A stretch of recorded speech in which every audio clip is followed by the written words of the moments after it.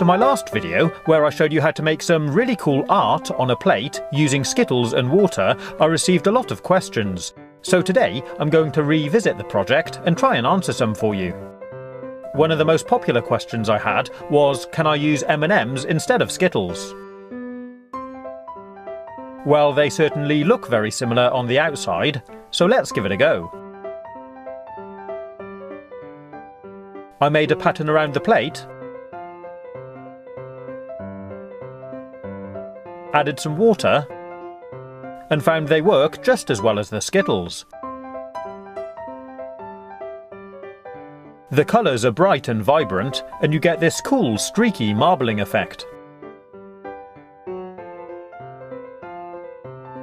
If we pick one up, you can see the same thing has happened as with the Skittles. The shell has dissolved where it's been in contact with the water, apart from this little spot where it was sat on the plate, and you can see the chocolate inside. Give the plate a shake, and the colours start to swirl and mix. Another popular question was, what happens if you use milk instead of water? I set out the Skittles and poured some milk on to see what happens. It's really faint, but you can see the colours do start to spread. If I dim the lights a little, you can see it a bit better. The colours are heavier than the milk and it sinks to the bottom, so the layer of milk actually covers it up. When we use water, we can see straight through it and admire the colours. If I pick up one of the Skittles, you can see the milk has dissolved the shell in the same way the water would have. If I mix it up a little with my finger, you can see the colour is stronger underneath the surface.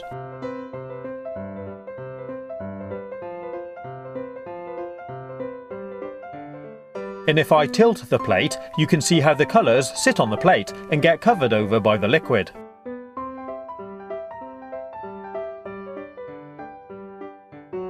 A lot of people wanted to know what would happen if I froze it. So let's have a look. To do this, I used a paper plate to make sure it wouldn't break, and I put it and the Skittles into the freezer, then carefully added some water and closed up the freezer. It looks like it all mixed and merged together before it froze. And it looks like my plate may not have been level either, as some of the Skittles are in much deeper than the others. You can pick it up off the plate, and it's pretty cool. Literally. It's quite nice with the light shining through it, but sadly it's nothing like the pretty designs we made before. You can break the ice up,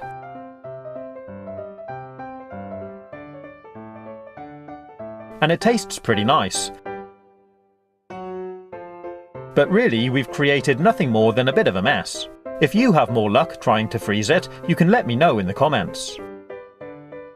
Another popular question was, is it possible to transfer the design onto paper?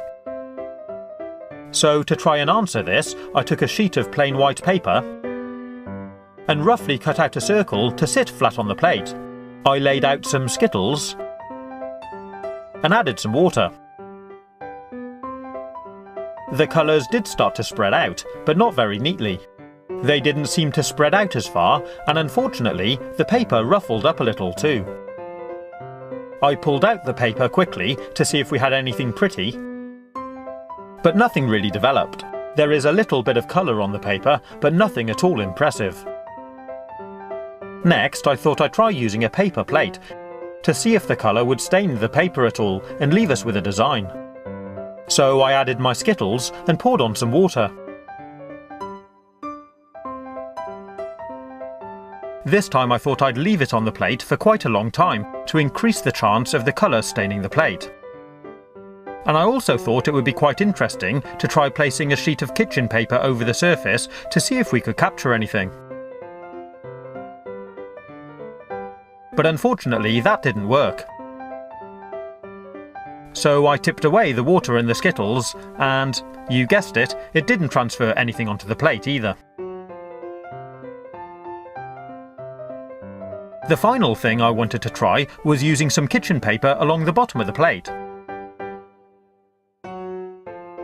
I poured on a small amount of water so I could shape the paper to nicely line the plate.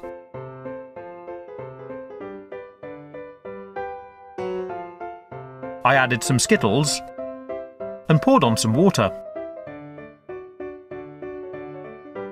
The colours did start to spread across the paper.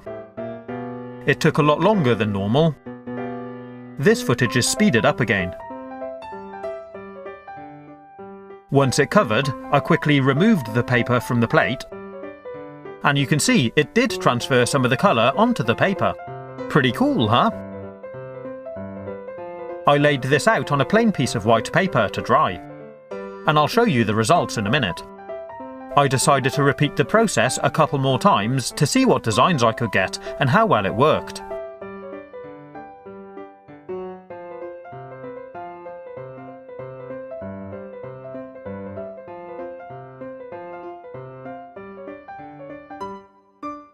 I left them to completely dry, and this is what we got. It's absolutely nothing like as pretty, clear and vibrant as when you look at it on a plate, but if you do want to try saving a print of your design, this is one way of achieving something.